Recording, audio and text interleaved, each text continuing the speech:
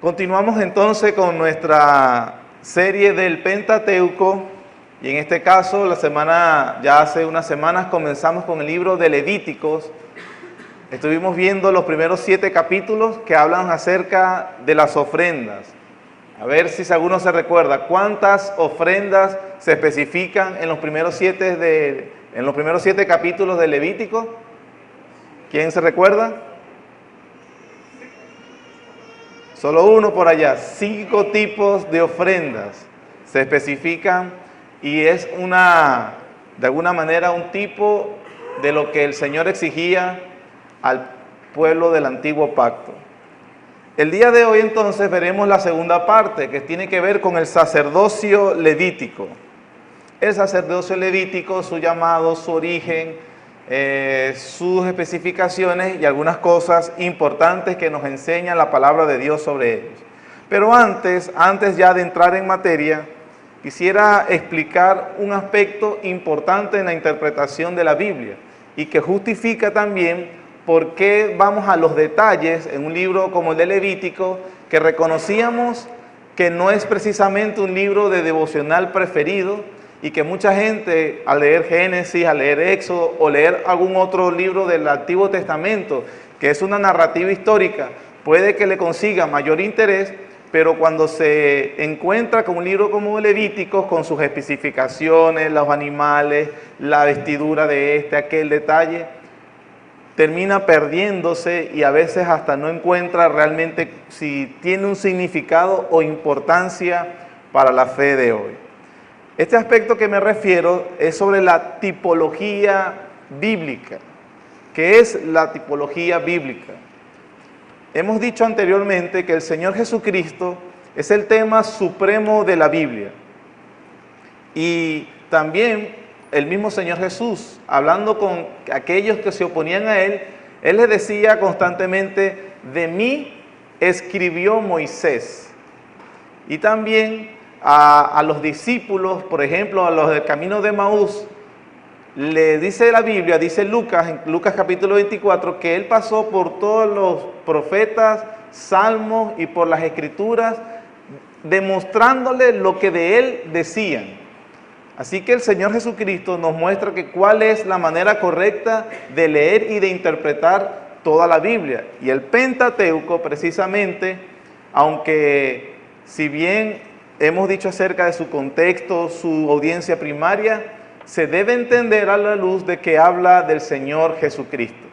Si no lo hacemos así, entonces cualquier enseñanza que se base en cualquiera de estos libros del Antiguo Testamento, que no muestra su contraparte o su cumplimiento en Jesucristo, significa que si así lo hiciéramos aquí, esto en vez de ser una iglesia de Cristo, se convertiría en una sinagoga judía.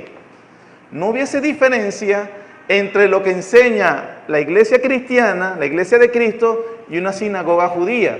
Y usted dirá: bueno, no importa. No, claro que sí importa. Significa que nos estaríamos judaizando y de la gracia han caído, dijo Pablo. Así que también eso sirva, este comentario que acabo de hacer, porque hoy en día hay una corriente que se está ciertamente levantando sobre recobrar los aspectos judaicos del Antiguo Testamento. Y hoy hay unas personas llamándose cristianas, comienzan por ejemplo a utilizar términos hebreos, dicen ellos.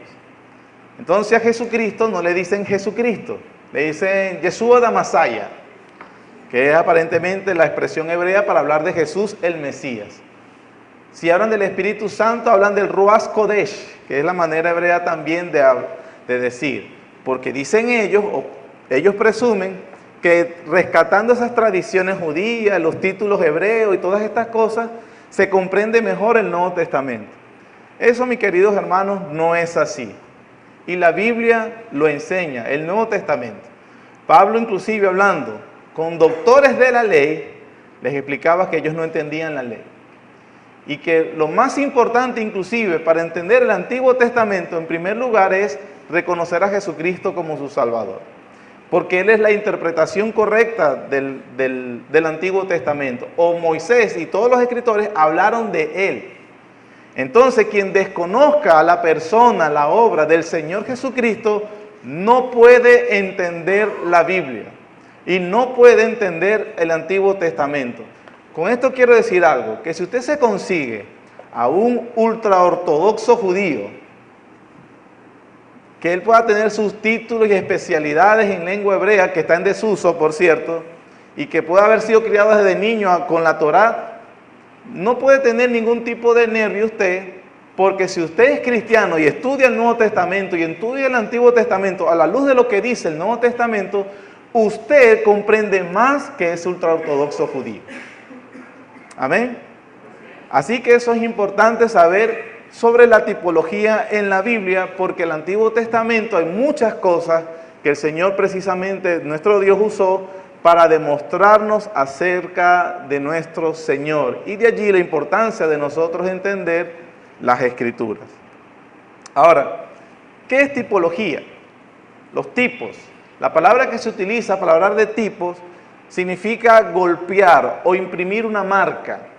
Como figura de dicción significa sombra.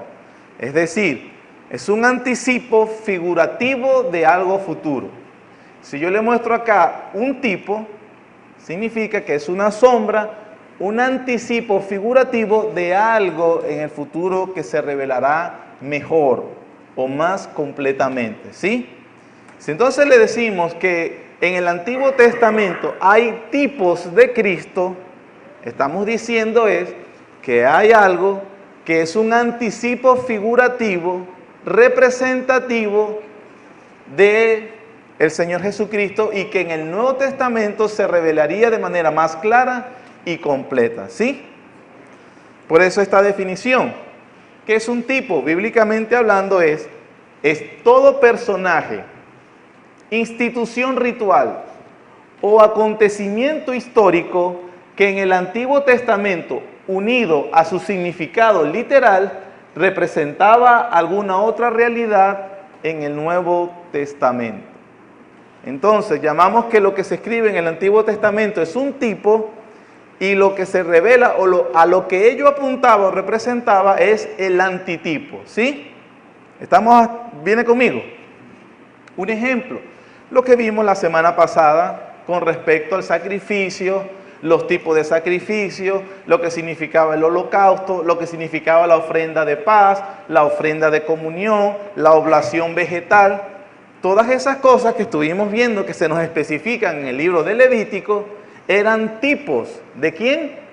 De Jesucristo, como el Cordero de Dios, como el sacrificio perfecto, como el holocausto, y en segundo lugar también eran tipos de cómo nosotros también podíamos ofrecernos en ofrenda a Dios.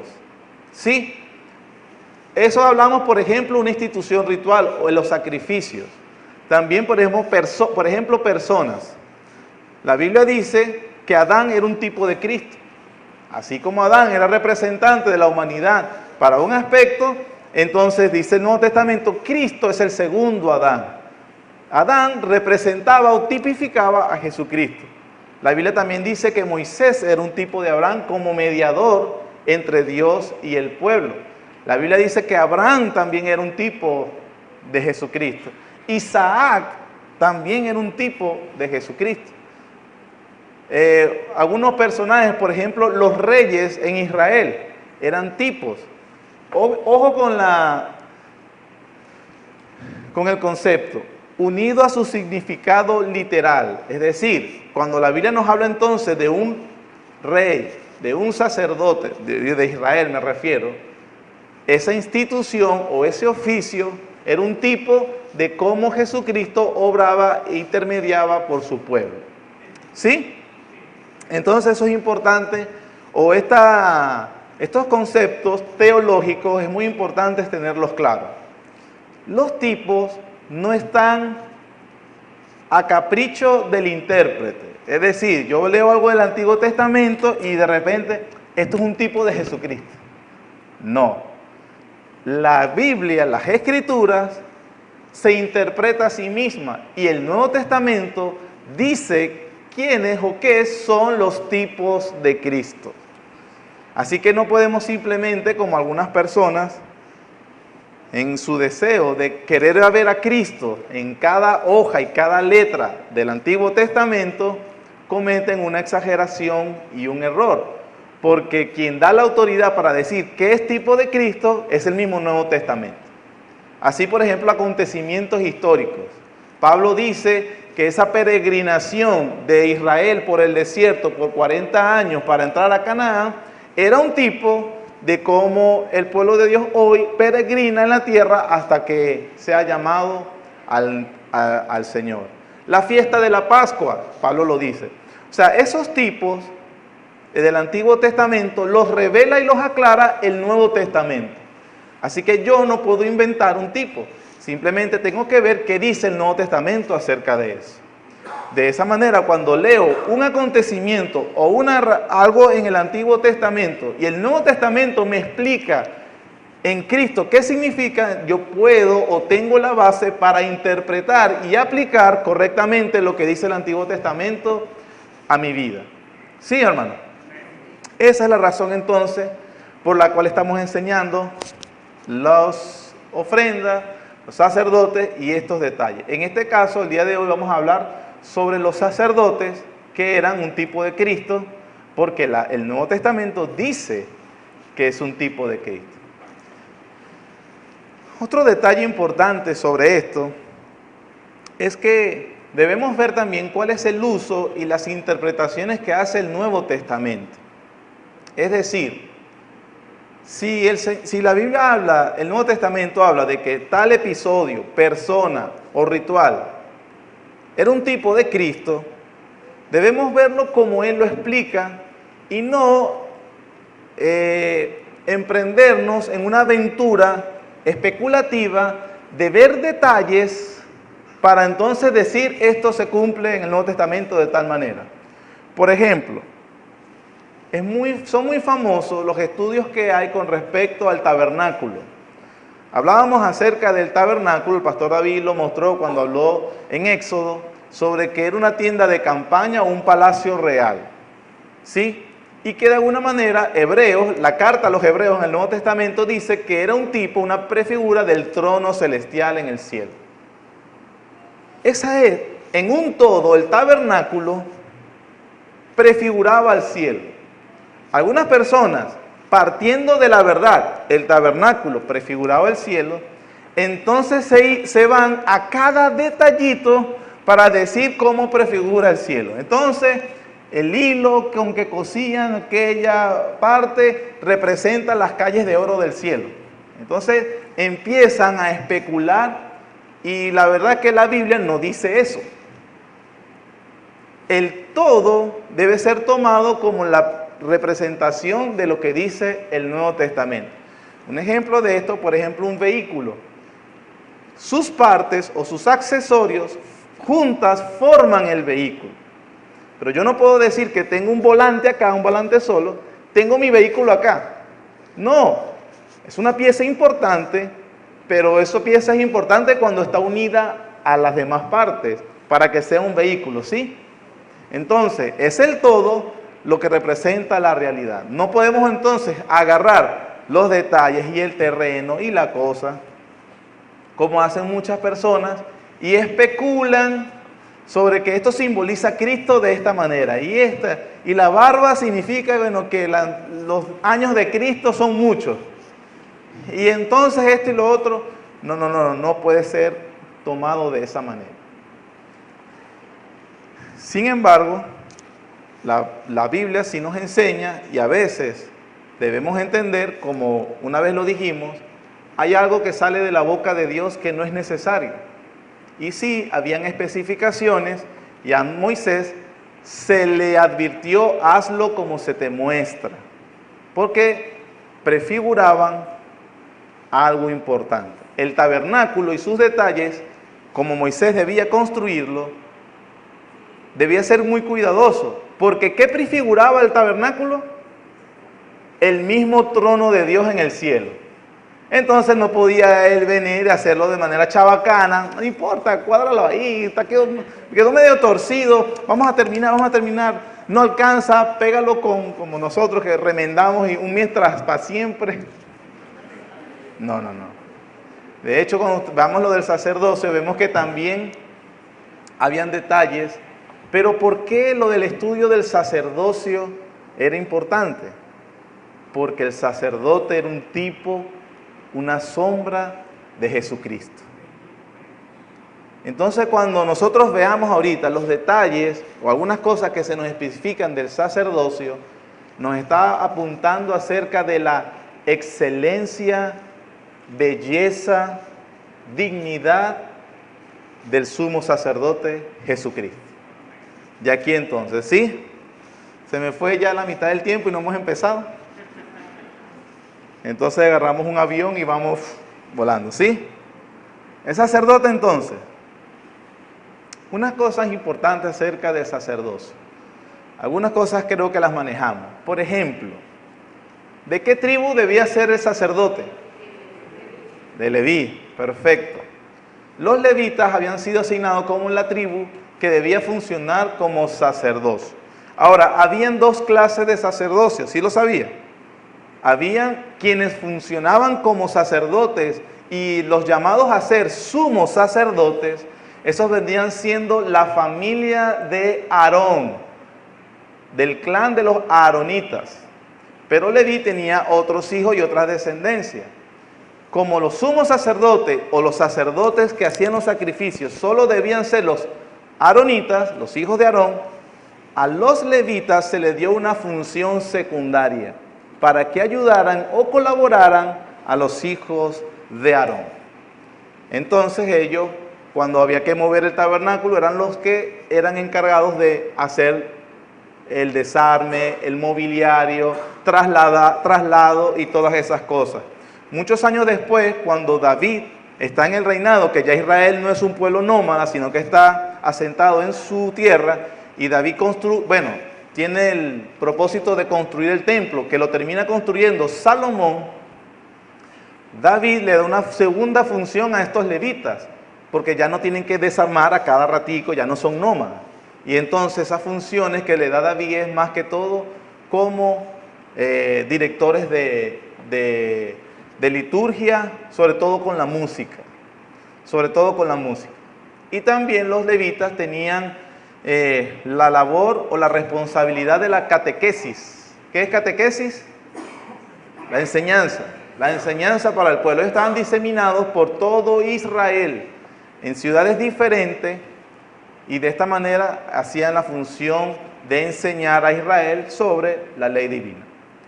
Ahora, hermanos, una cosa importante sobre el sacerdocio es que era un llamado santo, era de una dignidad especial, era una bendición para esta tribu y era por solo misericordia.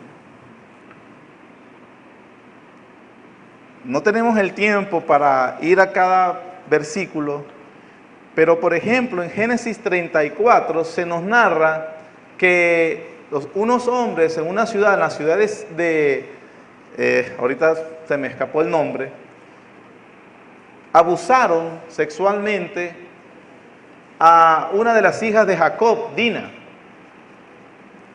Y nos enseña Moisés en la narración que Simeón y Leví, que es de donde sale la tribu de Leví, respondieron de manera exagerada.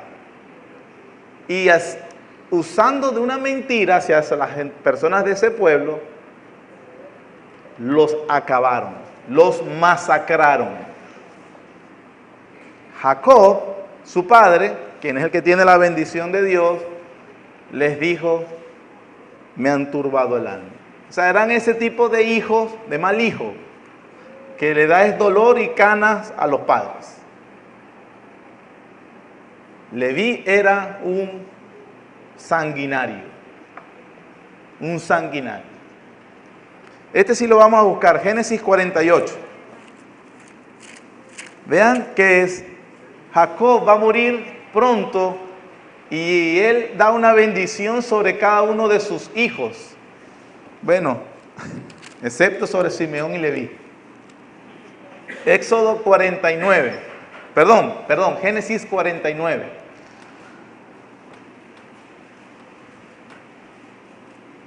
Capítulo 49, versículo 5, dice, este es hablando Jacob antes de morir y esto es lo que pronuncia sobre cada uno de sus hijos.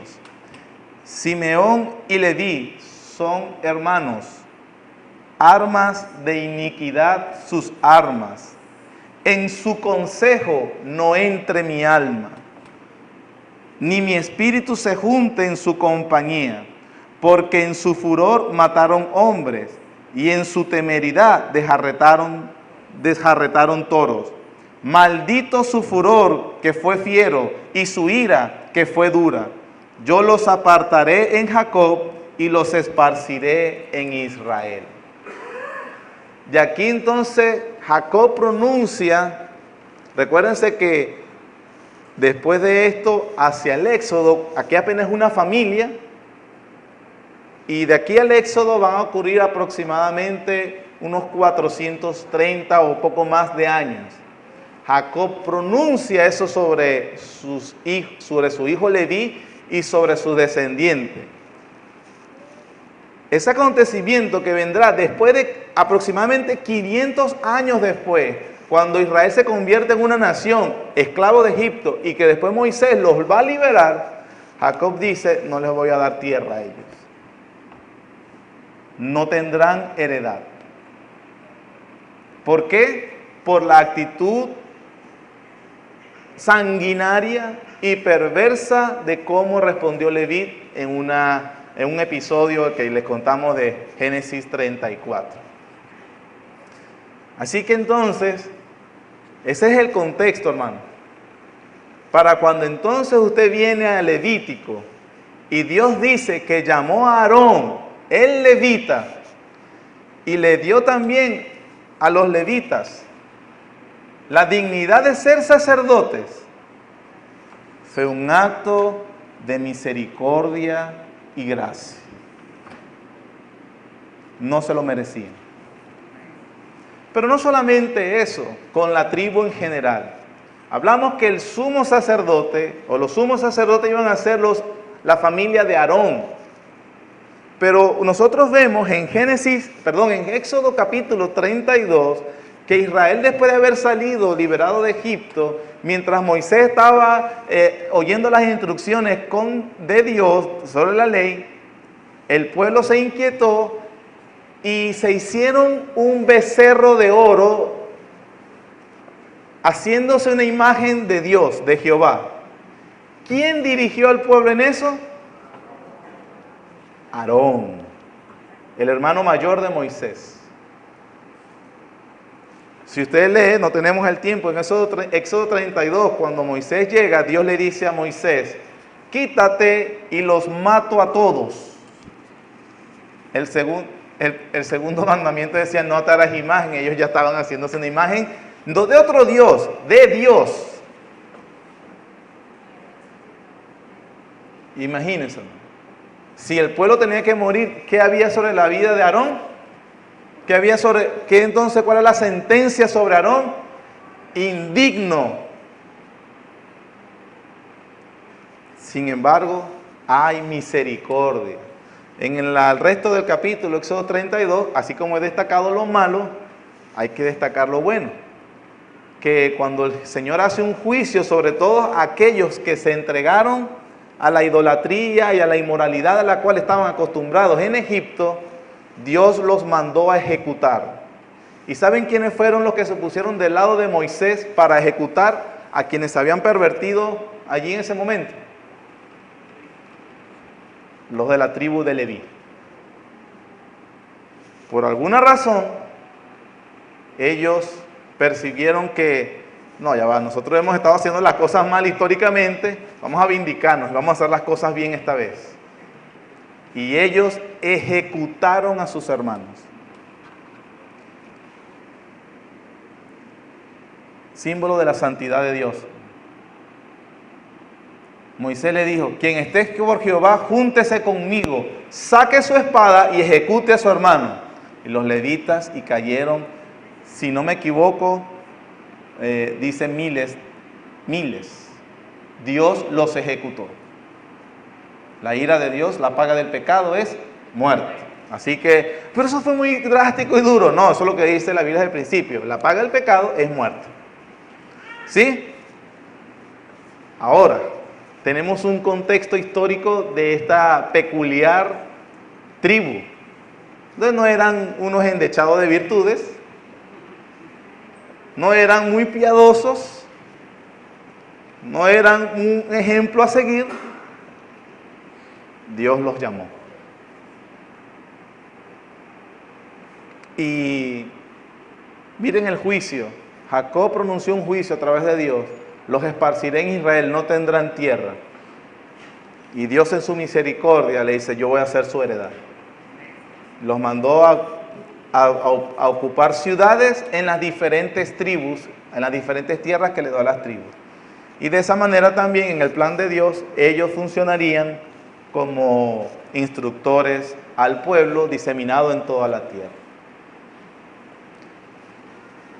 Avanzamos entonces, ya estamos cerrando.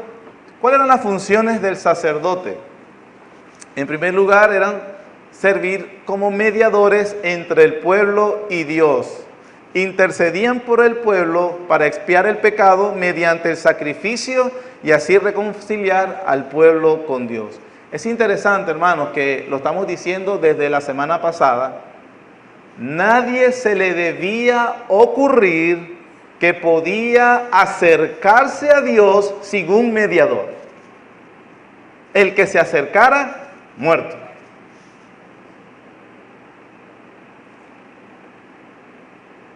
Hay un solo Dios y un solo mediador entre Dios y los hombres, Jesucristo.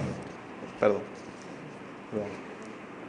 En segundo lugar, consultar a Dios para discernir la voluntad divina para el pueblo. Esta era una función solo para el sumo sacerdote, no todos los sacerdotes. El sumo sacerdote tenía entre su vestidura y una prenda algo que se llama el umín y el tumín, con los cuales se consultaba a Dios sobre una acción específica. Los ejemplos de esto se ven en Deuteronomio y también en Samuel, cuando ellos preguntaban si debían ir a la guerra contra tal en este tiempo o no, o si debían actuar. Los judíos, hermanos, no creen en la suerte. Realmente tampoco se sabe muy bien cómo se usaban estas dos piedras, pero el uso que se le daba solo por el sumo sacerdote era solamente para discernir entre una respuesta si sí o no. ¿Cómo lo hacían? Las lanzaban, ponían una marca a la que llegue más cerca, no se sabe. Sería especular y cualquiera que le diga algo está especulando. Pero solo a través del umín y el tumín, el sumo sacerdote podía entonces, se le revelaba una voluntad de Dios en un acto específico. Otra función, ser los intérpretes y maestros de la ley y enseñar al pueblo los estatutos de Jehová. Ya lo hemos estado comentando. De allí entonces esa expansión por todo el territorio de Israel. Y por otra función que tenían era administrar las cosas sagradas del tabernáculo y después también en el templo. Recordemos la dignidad de este sumo sacerdote como tipo de Jesucristo. Los requisitos para los sacerdotes. Bueno, en primer lugar, ser un levita. Ya eso lo vimos. También para ser sumo sacerdote, ser de la familia de Aarón entonces, para poder ser. Ahora, hermanos, miren, si esto es para ejemplificar, si nosotros vemos en el Nuevo Testamento que Anás y Caifás eran sumos sacerdotes.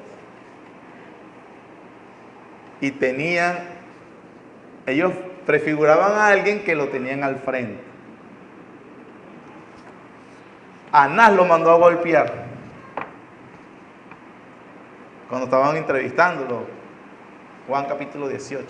En la primera se llama interrogatorio que le hacían a Jesús. Y después ellos lo llevaron a crucificarlo. Tenían al mismísimo Dios encarnado, el mismísimo sumo sacerdote en su cara, y no lo vieron. Este sacerdote debía ser un hombre, no había mujer, hombre solamente, Si usted tiene un problema con Dios de que tiene un problema de género o que si denigraba a las mujeres, bueno, pregúnteselo después, pero todos solo hombres. Este hombre debía ser sin defecto físico, así como los corderos. Dios dice, no me vas a traer uno manchado en la piel, ni con la pierna perniquebrada, ni con ningún defecto físico. ¿Por qué este sumo sacerdote también debía ser así? Porque prefiguraba a Cristo. Este hombre solamente se podía casar con una mujer de carácter ejemplar. No se podía casar con cualquiera. No debía contaminarse con costumbres paganas ni tocar las cosas inmundas.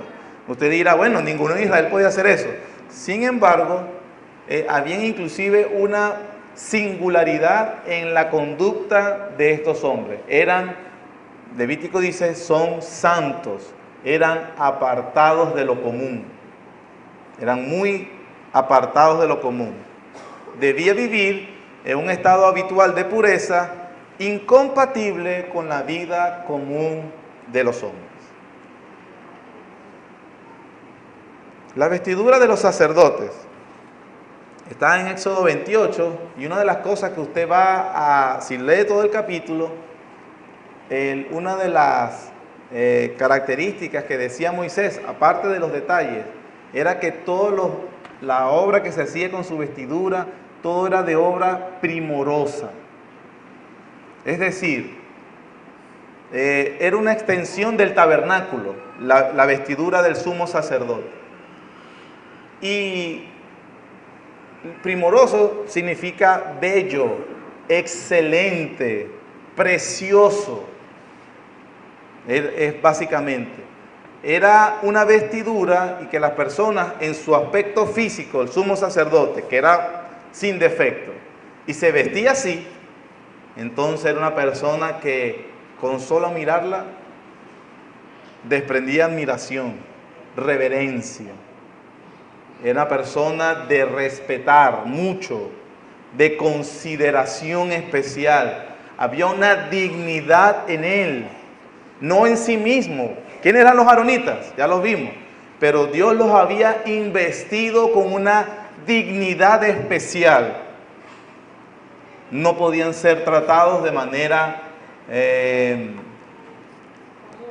común, hiperconfianzudo.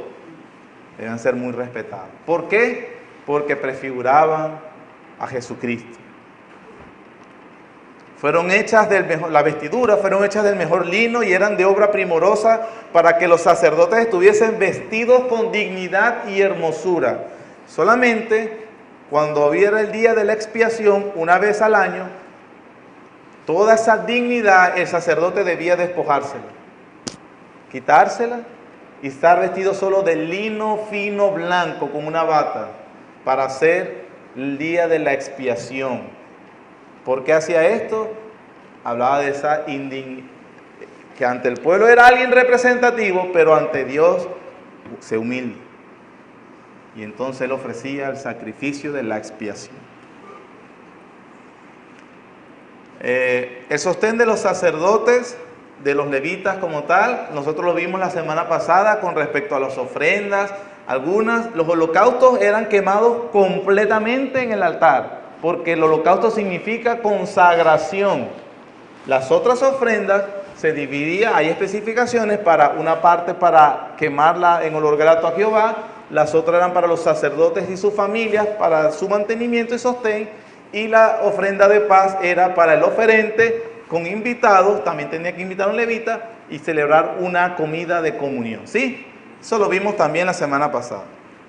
Los sacerdotes recibieron 13 de las 48 ciudades que fueron dadas a los levitas. Esto en el sentido de los sacerdotes, los aaronitas y los demás levitas diseminados en toda la tierra de Israel. Este capítulo, hermanos, de Levítico 8 y 9, igual que Éxodo 29, habla de la consagración de los sacerdotes.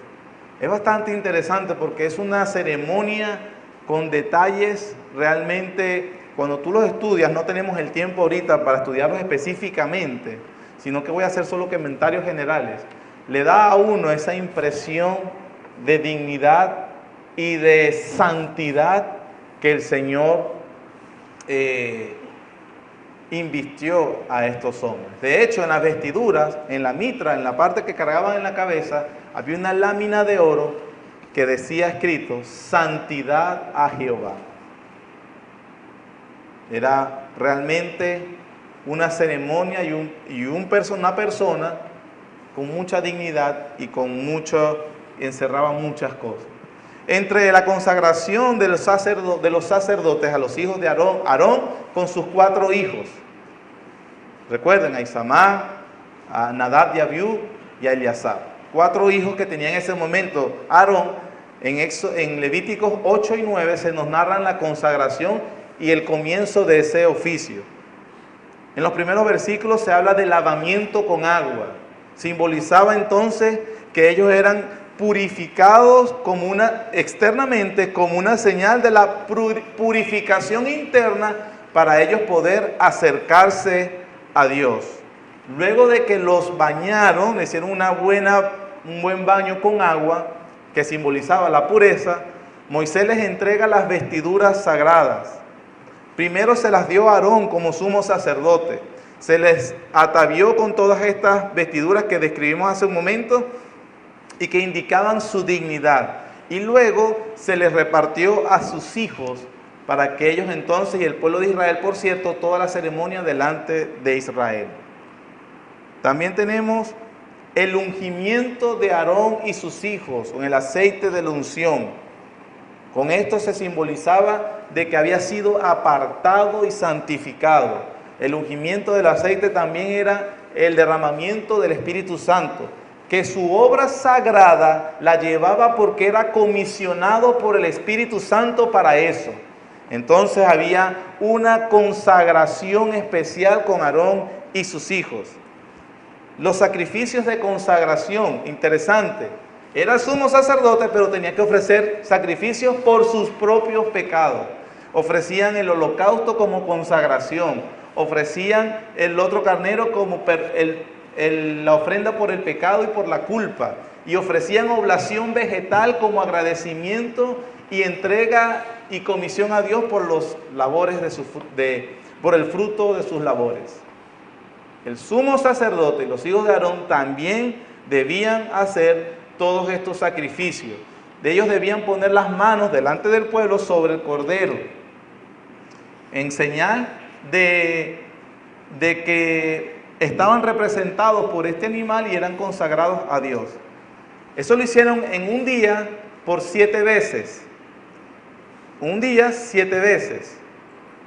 Y lo debieron hacer por 7 días. Comenzaban el sábado, el día de reposo, y terminaban el otro sábado. Usted va a leer al 8º día. ¿Por qué? Si la semana tiene 7 días, porque ellos cuentan. Sábado se comenzaba, domingo, lunes, martes, miércoles, jueves y viernes. Y sábado, el 8º día. Empezaba en un día de reposo y terminaba en otro día de reposo. Más o menos, salvando las grandes diferencias, imagínense que se va a ordenar a un pastor hoy. Y entonces vienen pastores cuya trayectoria es respetable y admirable. Y entonces delante del pueblo le dice, tú eres un pecador. Se baja y viene otro y le dice, te conocemos y eres un pecador indigno. Se baja y viene el tercero y le dice lo mismo. ¿Cómo se siente el que está diciendo todas estas cosas? Realmente se le mostraba o se le buscaba marcar en su conciencia su culpabilidad. Eso en un día, 7 veces. Es lo que estaban haciendo con los animales. Después venía el 7º, le decía lo mismo. Y entonces, ok, hermanos, terminamos la ceremonia. Mañana a la misma hora. Y cuando ven la mañana, otra vez. El mismo procedimiento. Así lo hicieron con Aarón y sus hijos. ¿Ustedes no creen que Aarón se estaba recordando cuando cometió la locura de llevar al pueblo de Dios a adorar un ídolo distinto? Dios diciéndole, matando, él tenía que degollar al cordero, tú eres el que deberías estar muriendo allí, porque tú eres culpable. Y nosotros hablamos de que todo ese sistema era realmente bastante crudo, no se suavizaba. A algunos les gusta suavizar todo, ay, porque las personas, ay, los oídos sensibles. No, pero el holocausto, la muerte, el pecado es horrible. Es horrible ante los ojos de Dios. Y se le marcaba eso a estos sacerdotes por 7 días y el 8º día también nuevamente. Pecadores indignos delante de Dios. Y la ceremonia, que era una fiesta, lo último, una consagración final, de ahí habían las oblaciones y la celebración que había de que habían sido entonces llamados a hacer este oficio especial. Todo esto, hermanos, nos ayuda a entender cómo ese sacerdote, esos sumos sacerdotes, tipificaban a nuestro Señor Jesucristo. 4 cosas aprendemos de ver con detalles, lo hemos visto de manera muy general por el tiempo, acerca del sacerdocio en el Nuevo Testamento. Nos hablan de Jesucristo como puro. A estos sacerdotes se les recordaba constantemente que eran pecadores. A Jesucristo no. Por eso es un mejor sacerdote. Ellos estaban vestidos con una mejor vestidura para ejercer el oficio santo de una manera perfecta. La vestidura del Señor Jesucristo fue su carácter. Era hermoso. Las excelencias de su persona para que los afectos del alma de quien lo conozca se inflamen de una manera que nunca antes los habían experimentado. La pureza de la persona del Señor Jesucristo, nuestro gran sumo sacerdote. El Espíritu Santo, a ellos se les ungía con aceite como símbolo, pero Él fue investido y ungido con el Espíritu Santo que descendió sobre Él y fue apartado y señalado por Dios específicamente. El sumo sacerdote, Jesús es el sumo sacerdote sin ofrecer pecado por sí mismo, porque Él es totalmente santo. Hebreos capítulo 9, hermano.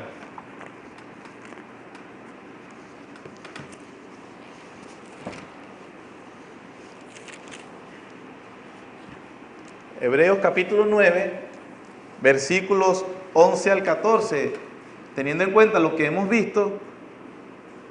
Miren lo que dice el escritor de Hebreos, versículo 11. Pero estando ya presente Cristo, sumo sacerdote de los bienes venideros, por el más amplio y más perfecto tabernáculo, no hecho de manos, es decir, no de esta creación, y no por sangre de machos cabríos, ni de becerros, sino por su propia sangre, entró una vez para siempre en el lugar santísimo, habiendo obtenido, ¿qué, hermanos? Eterna redención. Porque si la sangre de los toros y de los machos cabríos y las cenizas de las becerras rociadas a los inmundos santifican para la purificación de la carne, cuánto más la sangre de Cristo, el cual mediante el Espíritu eterno se ofreció a sí mismo sin mancha a Dios, limpiará vuestras conciencias de obras muertas para que sirváis al Dios vivo. Si toda esta ceremonia y aspectos litúrgicos que acabamos de ver de manera general, imagínenselo nada más vivirlo y experimentarlo con todos sus detalles y toda esa pomposidad y toda esa parafernalia, era para hacer figura de santificación y de habilitación para servir a Dios. El escritor de Hebreos, imagínense cómo es Cristo, el sumo sacerdote, la realidad realmente consumada y los creyentes poniendo su fe en Él. Esto significa, en términos más básicos, que si no es por Jesucristo, que intercede por nosotros como sumo sacerdote ante Dios, nosotros oramos y Dios no nos atendería. Pero porque Él intercede, Dios nos atiende. Nos ha santificado con su sangre. Porque Él derramó su sangre, nosotros somos purificados. El otro texto, mismo Hebreos capítulo 9, pero ahora el versículo 23 al 26 dice: fue pues necesario que la figura de las cosas celestiales, ven cómo es tipos, figuras. Aquí estamos usando la terminología del Nuevo Testamento. Fue pues necesario que las figuras de las cosas celestiales fuesen purificadas así, pero las cosas celestiales mismas con mejores sacrificios que estos. Porque no entró Cristo en el santuario hecho de mano, figura del verdadero, sino en el cielo mismo, para presentarse ahora, ¿por quién? Por nosotros ante Dios, y no para ofrecerse muchas veces, como entra el sumo sacerdote en el lugar santísimo cada año con sangre ajena. De otra manera, le hubiera sido necesario padecer muchas veces desde el principio del mundo. Pero ahora, en la consumación de los siglos, se presentó una vez para siempre por el sacrificio de sí mismo para quitar de en medio el pecado. Y de la manera que está establecida para los hombres que mueran una sola vez y después de esto el juicio, así también Cristo fue ofrecido una sola vez para llevar los pecados de muchos y aparecerá por segunda vez sin relación con el pecado para salvar a los que le esperan. Nos predicó la Biblia, hermano. Eso provoca ya realmente no añadir más nada. Creo que está bastante claro. Nuestro sumo sacerdote, nuestro Señor. Ahora, volviendo al principio, los tipos en el Antiguo Testamento que tienen su antitipo en el Nuevo Testamento, tenían una peculiaridad, eran temporales e imperfectos. Temporales porque apuntaban a una realidad que una vez venida la realidad ya no son necesarios. De allí entonces no se justifica de algunas corrientes evangélicas que oran para que se restablezca el sacerdocio, se levante el templo allá en Israel y los sacerdotes vuelan porque si no Cristo no viene. No, ya vino. Y no es necesario restablecer el sacerdocio levítico.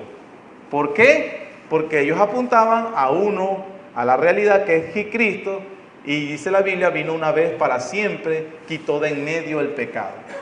Glorioso y bendito nuestro Dios. Sin embargo, como dijimos con las ofrendas, sería una torpeza decir simplemente, no hable de eso. Porque en primer lugar, estudiando eso como lo hicimos ahorita, entendemos mejor el carácter, la belleza y las funciones de nuestro Señor Jesús, quien claramente se nos ha dicho que Él es el sumo sacerdote. Pero el Nuevo Testamento también utiliza las funciones o aquella figura para decirnos cuáles son nuestras responsabilidades.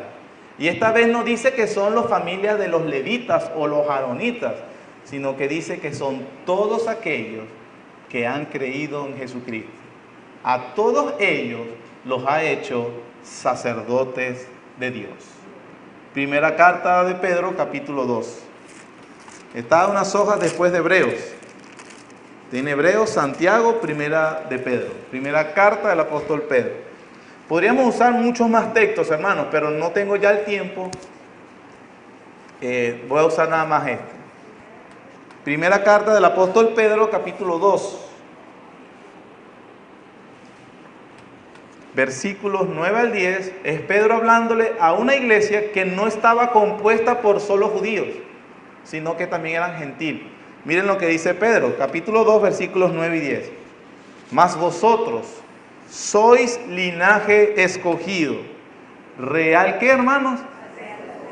Nación santa, pueblo adquirido por Dios, para que anunciéis las virtudes de aquel que os llamó de las tinieblas a su luz admirables. Vosotros que en otro tiempo no erais pueblo, pero que ahora sois pueblo de Dios, que en otro tiempo no habías alcanzado misericordia, pero ahora habéis alcanzado misericordia. Como usted lo acaba de leer, el Nuevo Testamento utiliza esa figura de aquella persona que funcionaba como intermediario entre Dios y los hombres, y lo aplica también a todos los creyentes. Es decir, hermano, usted ha sido llamado por el Señor Jesucristo. Ahora usted funge en un aspecto no exactamente igual, espero que eso esté claro, como un sacerdote ahora, llevando entonces los aspectos de la creación y de su vida al orden adecuado de Dios. Y para esto usted no necesita un templo. Dice la Biblia, así que comáis o bebáis, hacedlo todo para la gloria de Dios. De aquí, hermanos, un detalle importante. Los hombres, los cabezas de hogar, han sido llamados especialmente por Dios para ser los sacerdotes intermediarios de su hogar. Es una vocación, un llamado celestial si tú dices que eres creyente.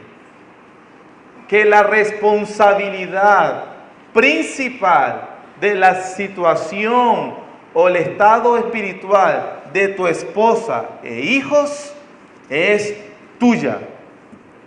No es de los pastores de la iglesia, hermano.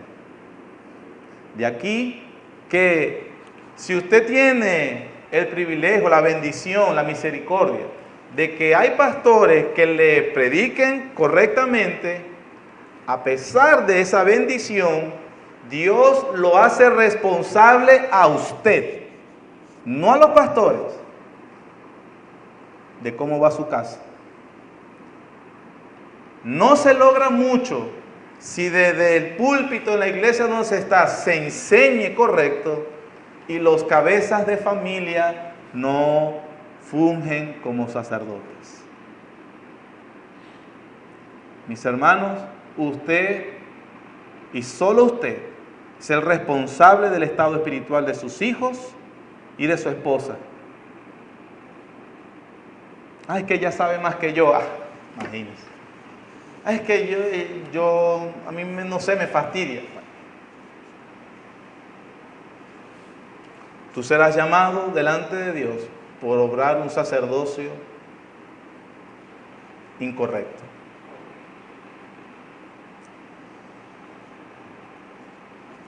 Enséñale la Biblia a sus hijos. Tengo un tips. Si tiene hijos de 6 años para abajo, no demore más de 10 minutos. No se demora más de 10 minutos en una porción sencilla, corta de las Escrituras, leerla. Algún comentario sencillo de lo que se entienda y ore. Ore sencillo para que el niño, usted va a enseñar al niño a orar. ¿Cómo van a orar los hijos? Como oyen a los papás orando. ¿Cómo es la actitud del niño con la Biblia? Como ve la actitud del papá con la Biblia. ¿Cómo es el niño con la iglesia? Como es el papá en la iglesia. Si tiene hijos de 7 años para arriba, entre 11 y 12, no tiene por qué durar mucho tampoco. De acuerdo a la habilidad del niño le enseña. 10, 15 minutos. Procura hacerlo en la mañana y en la noche. Enséñele al hijo, vamos a empezar el día, vamos a invocar el nombre de Dios. Pidámosle su bendición sobre nuestro día. Que nos bendiga en nuestras actividades legítimas. Si tiene hijos más grandes, de acuerdo a la responsabilidad y de acuerdo, enséñele, tenga conversaciones de profundidad. Pero eso es dependiendo de las edades, pero tú eres el responsable. Si eres una madre soltera o estás casada con alguien que no es cristiano, es la tuya, hermano. Procura hacerlo también. Y obviamente todo lo demás que hacemos, seas comerciante, obrero, albañil, ingeniero, médico, policía, cualquiera sea tu oficio o profesión, todo eso lo llevas,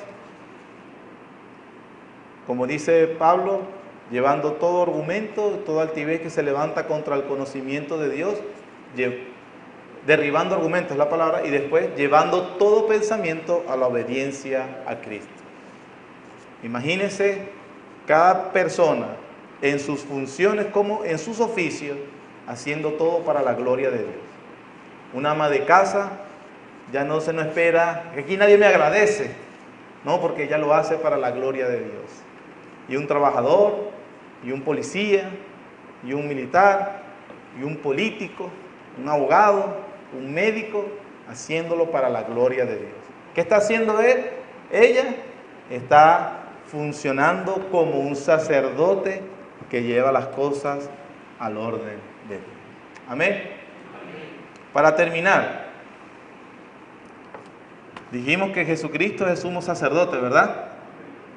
En Números, el cuarto libro del Pentateuco, se aclara, y también en Levíticos, que solo los sumos sacerdotes podían ser de la familia de Aarón, que al final también era de qué tribu, de Leví. Y el que se acercara sin ser eso, no podía funcionar como sacerdote, ¿sí? ¿Y Jesucristo de qué tribu es? No está cualificado entonces. De Judá, era de Judá, por lo tanto no era ni de la familia de Aarón, ni tampoco era levita. Está descalificado. ¿Cómo es que entonces funciona como sumo sacerdote? Si el Señor quiere, el próximo domingo lo vemos. ¿Sí? Oremos. Gracias, Padre, por nuestro Señor Jesucristo. Gracias, Señor, por nuestro sumo sacerdote que intercede por nosotros. Es por Él y solo a través de Él que venimos a su presencia, Señor. Bendito nuestro Señor. Ahora, Señor, por los méritos de Él, recibe la adoración y el culto que te vamos a ofrecer en unos minutos. Amén.